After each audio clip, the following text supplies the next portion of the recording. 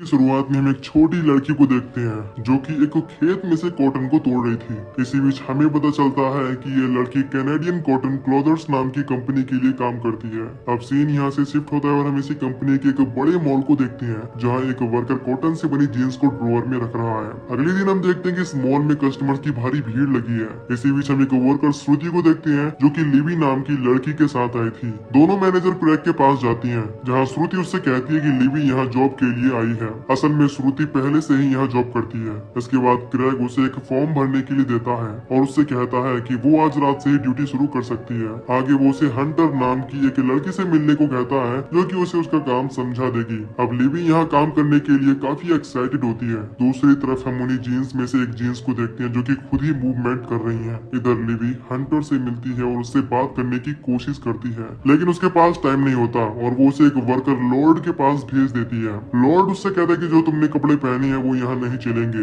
क्योंकि आज रात मॉल का मालिक हारोल्ड यहाँ आने वाला है और वो चाहता है कि उनके सारे वर्कर्स उन्हीं की कंपनी के कपड़ों में दिखें। इसके बाद लिवी यहीं से कपड़े खरीद कर पहनने चली जाती है। इसी शॉप में एक लड़की जेमा उन्हीं ड्रॉअर में रखी हुई जीन्स को उठा लाती है और हंटर से कहती है कि ये मुझे काफी पसंद आ रही है। इसके बाद वो उस जीन्स को पहन लेती है। अब कुछ देर बाद क्रैग यहाँ के सारे वर्कर्स को एक जगह बुलाकर उन्हें समझाने लगता है कि हम आज रात अच्छे से काम करेंगे। वो उन्हें काम को लेकर मोटिवेट करने लगता है। तभी जेमा को जीन्स काफी टाइट लगने लगती है और वो वॉशरूम के लिए चली जाती है। क्रैग उस जीन्स को पहचान लेता है और जेमा को कॉल पर उस जीन्स के बारे में पूछने लगता है लेकिन वो उसकी बात नहीं सुनती। वो उसे वापस आने को कहता है लेकिन वो फोन काट देती है। अब कुछ टाइम बाद यहाँ हैरोल्ड आ जाता है और सबको एक ऐसी जीन्स के बारे में बताने लगता है जो कि किसी भी साइज के इंसान को फिट आ जाएगी और वो उसे कल लॉन्च करने वाले हैं। हम समझ पाते हैं कि ये कोई और नहीं बल्कि वही जीन्स होती है इसे इस टाइम जेमा ने पहन रखा है। दूसरी तरफ वॉशरूम में जेमा उसे जीन्स को उतारने की कोशिश करती है लेकिन वो नहीं खुलती।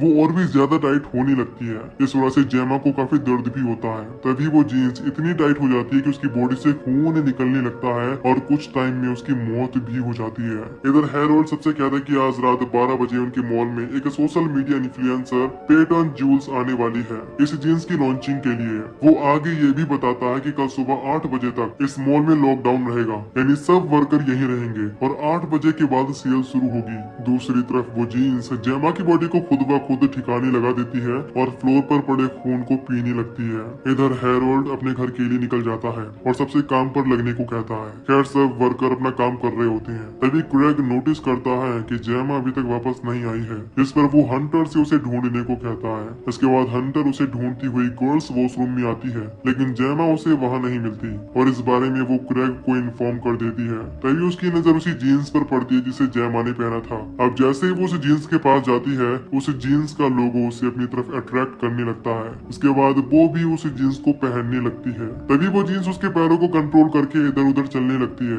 और देखते ही देखते उसका सर एक हुक में जाकर लगता है। इससे उसकी भी मौत हो जाती है। जब हंटर भी लौट कर नहीं आती तब क्रैग लिवी को उन्हें ढूंढने भेजता है और उससे कहता है कि वो उसे जल्दी से इन्फॉर्म करे। इसके बाद जब लिवी वॉशरूम में जाती है तो उसे वहाँ कोई नहीं दिखता लेकिन जब वो वहाँ के ड्रॉअर खोलकर देखती है तो उसे वहाँ जेमा की डेड बॉडी मिलती है जो कि काफी बुरी कंडीशन में थी। लिवी ये देखकर घबराने लगती है। दूसरी तरफ हम उसी जीन्स को देखते हैं जो कि एक बॉक्स में आकर छिप जाती है। लिवी इस बारे में क्रैग को आकर बताती है और उसे उसकी बॉडी के पास भी लेकर जाती है लेकिन बॉडी देखकर क्रैग कोई खास रिस्पॉन्स नहीं करता और उससे कहता है कि वो इस बारे में किसी को ना बताए। अब लिवी उससे पुलिस को बुलाने को भी कहती है लेकिन वो उसे मना करता है और कहता है कि हम सुबह तक कुछ नहीं कर सकते। खैर अब वो जेमा की बॉडी को एक डस्टबिन में डालकर मॉल के एक हिस्से में छिपा देते हैं। इधर लॉर्ड उसी बॉक्स को खोलने लगता है जिसमें वो जीन्स थी। फिर हम देखते हैं कि वो जीन्स लॉर्ड को भी अपने कंट्रोल में करने लगती है और लॉर्ड उस जीन्स को लेकर एक रूम में पहनने चला जाता है। लिवी उसे जाती हुई देख लेती है और क्रैग को उसके बारे में बता देती है। वो लॉर्ड को फोन करने की भी कोशिश करती है लेकिन वो कॉल नहीं उठाता।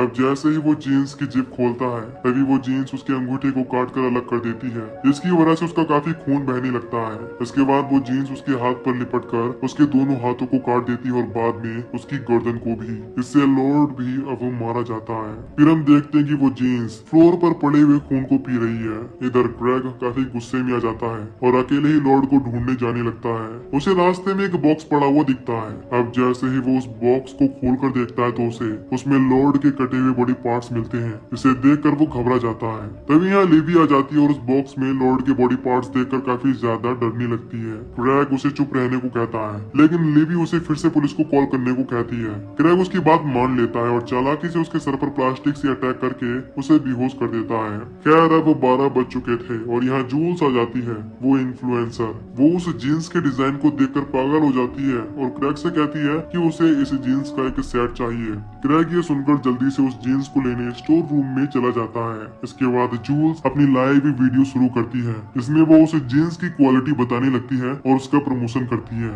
लेकिन तभी उसके पीछे टंगी हुई एक जीन्स उसके गले को पकड़ लेती है और बाद में उसकी गर्दन को मरोड़कर उसे मार देती है। जूल्स के क्रू को यह सब एक्टिंग लगती है, लेकिन तभी वो जीन्स सबके सामने खड़ी हो जाती है। इसे देखकर सभी लोग बुरी तरह डर जाते हैं। फिर वो जीन्स सब पर अटैक करने लगती है और उनका खून पीने लगती है। अब क्रैग उस जीन्स को खून पीते हुए देख लेता है और डर कर ऑफिस में आ जाता है, जहाँ हैरोल्ड की वाइफ मिलती है। वो उसे पूछने लगती है कि वो यहाँ क्या कर रहा है। इस पर वो बताता है कि बाहर एक जीन्स सबको मार रही है, लेकिन वो उसकी बातों को सीरियसली नहीं लेती और उसे बातें सुनाकर बाहर चली जाती है। इसके बाद वो सीसीटीवी में देखता है कि जीन्स ने उस पर भी अटैक करके उसे मार दिया है। आगे हम श्रुति को देखते हैं, जो कि कपड़ों को स्टोर कर रही थी। इसी बीच वो एक इंडियन बॉलीवुड सॉन्ग गाने लगती है। तभी यहाँ वो जीन्स भी आ जाती है और उसी सॉन्ग पर डांस करने लगती है। वो उसे किसी तरह का नुकसान नहीं पहुँचाती। कुछ देर बाद श्रुति का ब्रेक टाइम हो जाता है और वो कमरे में आकर कुछ खाने लगती है। दूसरी तरफ हम लिवी को देखते हैं, जो कि किसी तरह स्टोर रूम से बाहर निकलकर उस जगह आ जाती है जहाँ जूल्स अपनी शूटिंग कर रही थी। उसे वहाँ वो कैमरा मिलता है।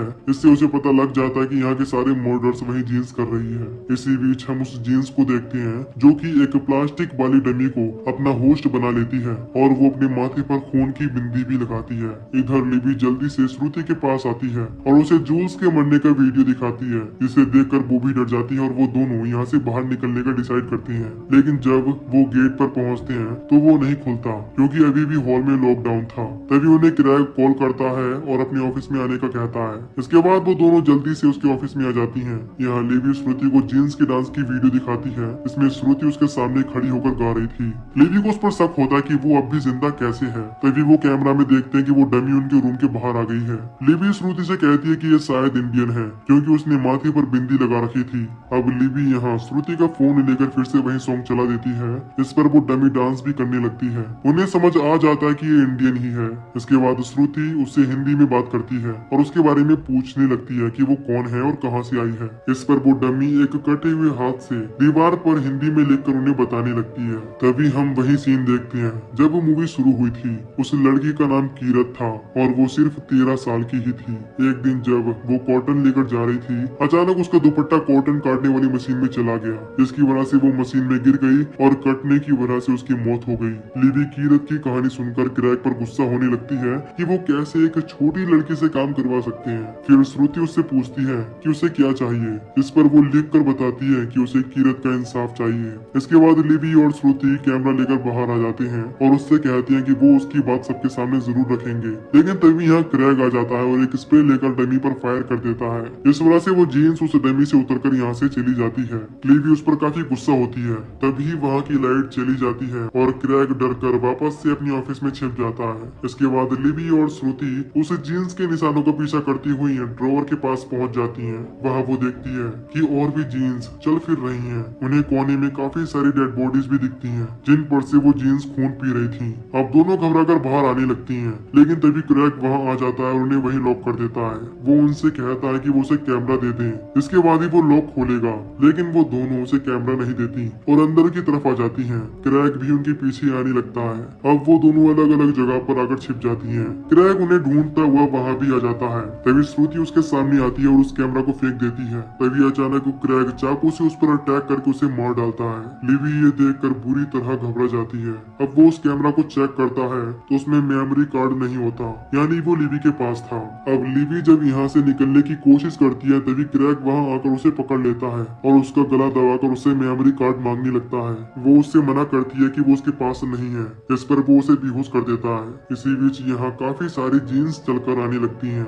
जिन्हें देखकर क्रैग भागने की कोशिश करता है, लेकिन सभी जीन्स उसे पकड़ लेती हैं और उसकी बॉडी के सारे मांस को खा जाती हैं। बचता है तो सिर्फ कंकाल, लेकिन वो जीन्स लिवी को कुछ नहीं कहती। फिर लिवी यहाँ से उठकर मेन हॉल में आती है, जहाँ वो कीरत वाली जीन्स से मिलती है और उसे समझाने की कोशिश करती है, लेकिन वो उसकी नहीं सुनती। और तभी हम देखते हैं कि सुबह के 8 बज चुके थे। मॉल के बाहर काफी सारे कस्टमर भीड़ लगाकर खड़े हैं। तभी टाइम पूरा होने पर मॉल खुलना शुरू हो जाता है। लिवी गेट को बंद करने की कोशिश करती है, लेकिन तभी भीड़ उसे धक्का देकर अंदर आ जाती है। तभी हम देखते हैं कि लिवी का सर जमीन पर तेजी के साथ लगता है, जिससे उसकी मौके पर ही मौत हो जाती है। इसके बाद कीरत और बाकी के जीन्स मिलकर सारे कस्टमर को मार डालती हैं और हमें ये भी पता चलता है कि वो मेमोरी कार्ड लिवी के हाथों में है। और इसी सीन के साथ ये मूवी यहीं पर खत्म हो जाती है। तो दोस्तों, अगर आपको इस मूवी की एक्सप्लेनेशन पसंद आई हो तो वीडियो को लाइक और चैनल को सब्सक्राइब कर दीजिए। बाकी मैं मिलूंगा आपसे न्यू वीडियो में। Till then take care, love you, bye bye.